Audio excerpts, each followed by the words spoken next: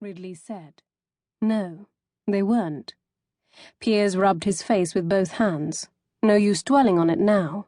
The only thing to be done was move forward, face up to his errors and correct them if possible, minimize the damage if not. At some point during last night's debacle, his alternatives had become plain. He could disclaim involvement and flee the murder scene, abandoning his assignment and throwing an innocent young woman to the dragons.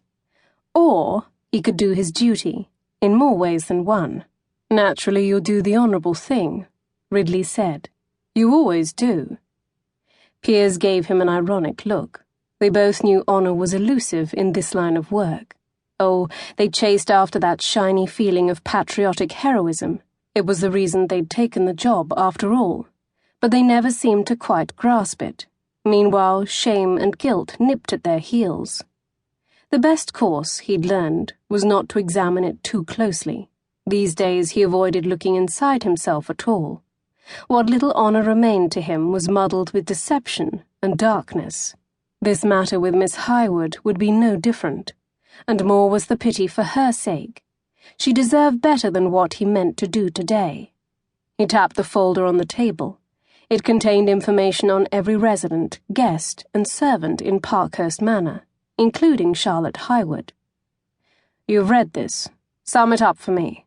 Ridley shrugged. Could be worse. She comes from gentry. Several generations of country squires. An estate with modest but steady income. Her father died, having sired 3 daughters but no sons. His estate passed to a cousin, and the ladies were left with middling dowries. Charlotte is the youngest. The eldest, Diana, suffered asthma in her youth, so the family moved to the seaside for her health. Here's where it gets interesting. Piers drained his coffee to the bitter dregs. Oh? They went to Spindle Cove. Spindle Cove?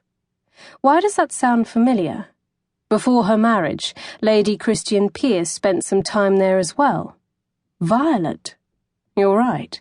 That is interesting. As Piers recalled, the couple were now stationed in the south of France. Quite the little village, Spindle Cove, established by the daughter of Sir Lewis Finch as a haven for unconventional women. The young ladies follow a strict schedule. Mondays, country walks. Tuesdays, sea bathing. Wednesdays, in the garden. Thursdays... Really, I don't require every detail, Piers said, impatient. Let's return to the Highwoods. Has she any connections? Good news, bad news there. The bad first, please. The eldest sister married the local blacksmith. Piers shook his head. I can't believe her mother allowed that. She must not have had a choice. The good, the middle sister eloped with a viscount.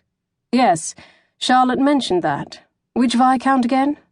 There was a knock at the door. When Ridley opened it, the butler stood in the corridor. He announced, The Viscount Payne to see you, my lord.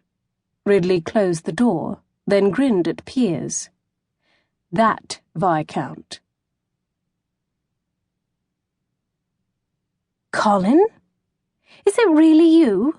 Now there's my favourite little sister. Charlotte dashed across the sitting room and flung her arms around her brother-in-law, hugging him tight. How on earth did you arrive so quickly? Your mother sent an express, and I have a well-established talent for making speedy trips northward. I'm so glad you're here. Colin would put this right. Or more accurately, he would make it all a shambles, chuckle in a disarming way, put any scandal to rest, and then they could all sit down for luncheon. Luncheon sounded lovely.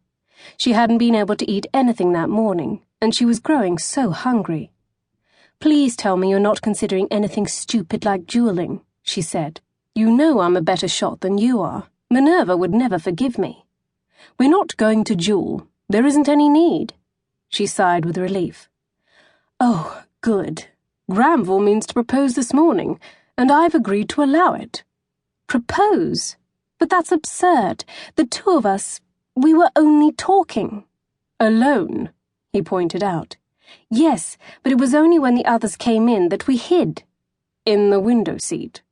He looked at her meaningfully. Where you overheard a passionate tryst. Charlotte sighed with frustration. We didn't do anything. Colin's eyebrows.